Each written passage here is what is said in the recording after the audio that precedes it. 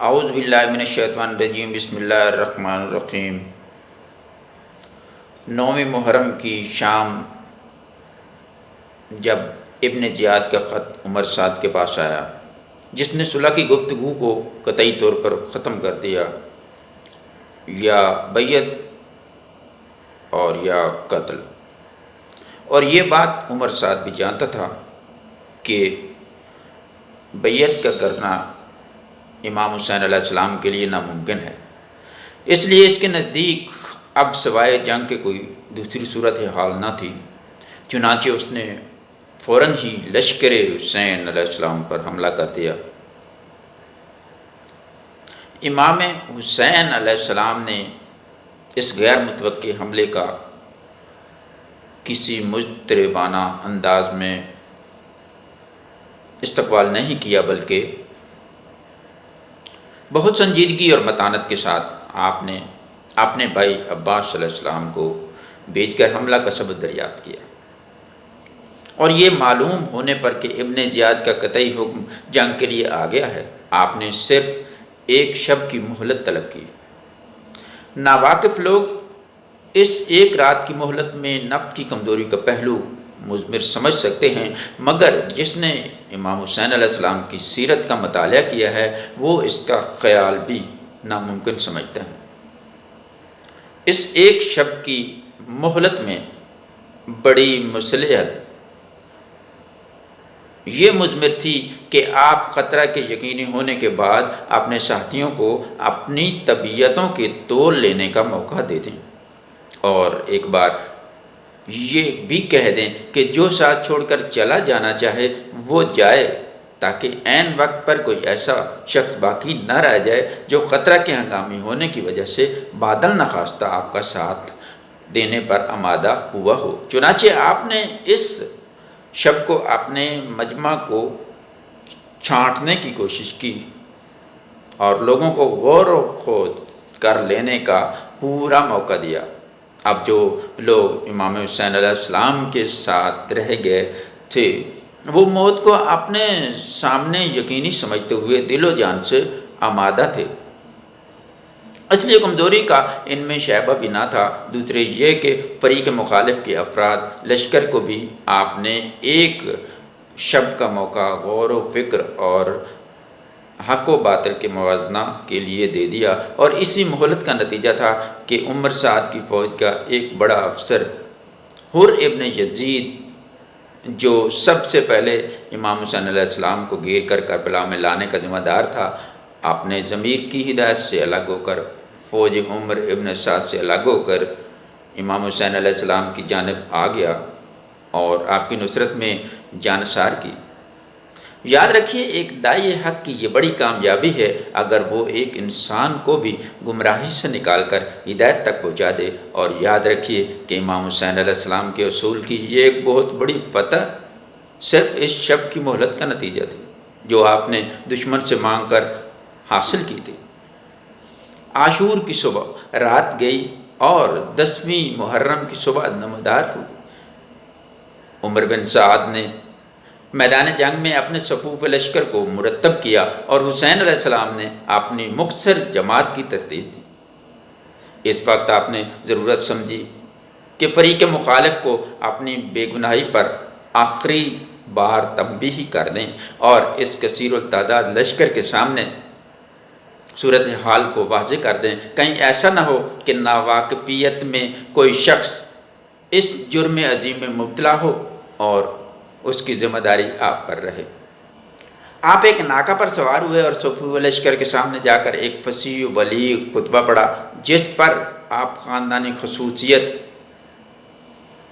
رسول اللہ صلی اللہ علیہ وآلہ وسلم کے ساتھ اپنا تعلق، اپنی اخلاقی پاکیزگی اور جرائم سے علیحدگی، نیز رسول اللہ صلی اللہ علیہ وسلم کے احادیث جو آپ کے بارے میں مسلمانوں کے درمیان قابل تسلیم تھے، ان کو ایک ایک کر کے پیش کیا، اور پھر یہ دریافت کیا کہ اس صورت میں کسی بنا پر میرا خون تمہارے لیے حلال ہو سکتا ہے۔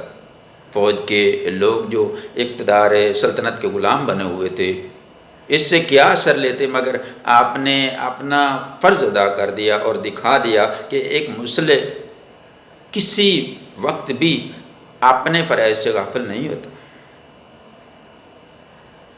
آغاز جنگ کیسے ہوا؟ سب سے پہلے عمر سعد نے ایک تیر چلہ کمان میں جوڑا اور حسینی جماعت کی طرف لگایا، یہ کہہ کر کے گواہ رہنا پہلا تیر میں لگاتا ہوں، اور اسی کے ساتھ ساتھ ہزاروں کمانیں کڑکیں اور ہزاروں تیر روانہ ہو گئے۔ یہ تھا پیغام جنگ۔ حسین علیہ السلام اس کے لیے پہلے سے تیار تھے۔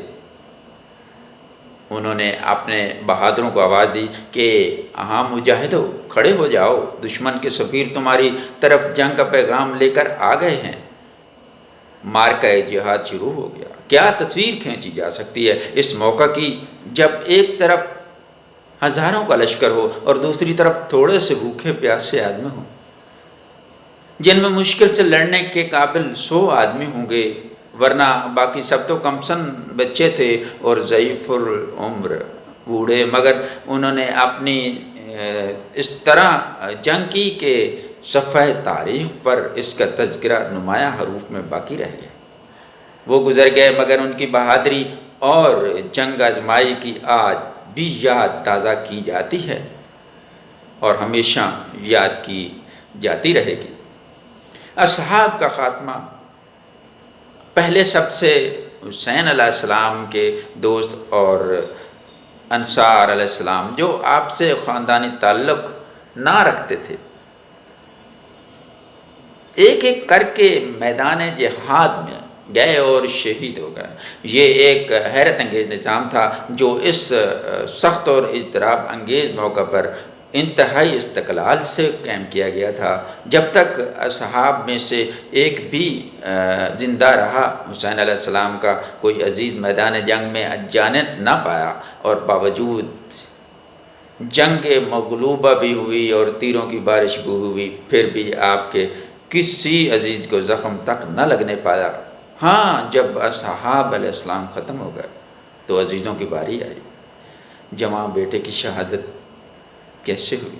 عزیزوں میں سب سے پہلے حسین علیہ السلام نے اپنے جواں بیٹے علی اکبر علیہ السلام کو میدان میں اتارا۔ ان کی ماں لیلا خیمہ میں تھی اور باپ خیمہ کے دروازے پر، اور ان کا چاند دشمنوں کی فوج کی گھٹا میں چھپا تھا۔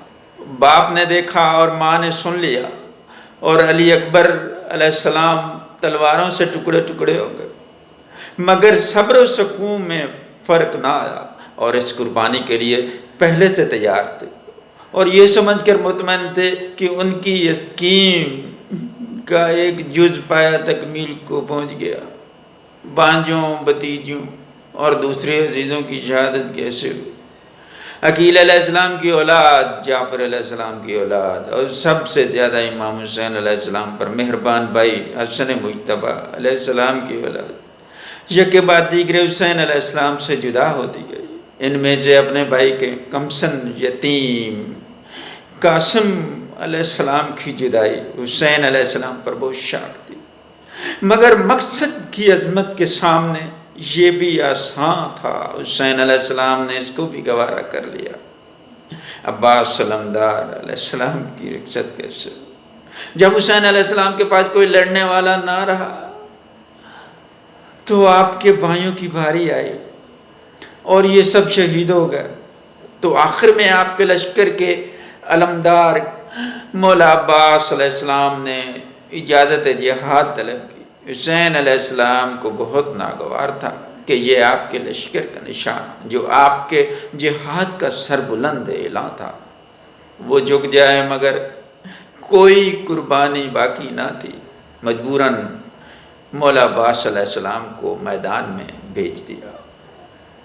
دنیا نے دیکھا جب تک عباس علیہ السلام میں جان باقی رہی، علم کاندھے پر لہراتا رہا، یہاں تک کہ عباس علیہ السلام کے بازو قلم ہو گئے، پھر بھی علم دونوں بازوؤں سے سنبھالا۔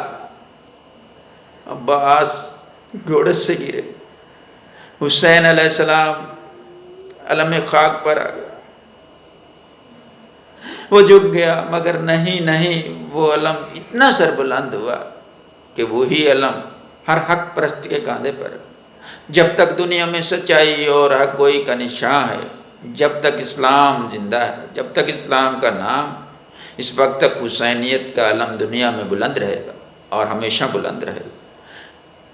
اب آخری قربانی کی طرف آتے ہیں۔ امام حسین علیہ السلام کی بارگاہ میں کوئی سرمایہ حق کی بارگاہ میں نظر دینے کے لیے نہ تھا، مگر نہیں، فریق مخالف کے تشدد کا آخری تیر باقی تھا، اور اس کے لیے حسین علیہ السلام کو نشانے کی تلاش تھی۔ انہیں دنیا انسانیت کے سامنے وہ معصوم ہدیہ پیش کرنا تھا جس پر کسی شریعت اور قانون کی روح سے جرم و گناہ کا الزام نہ آ سکتا ہو۔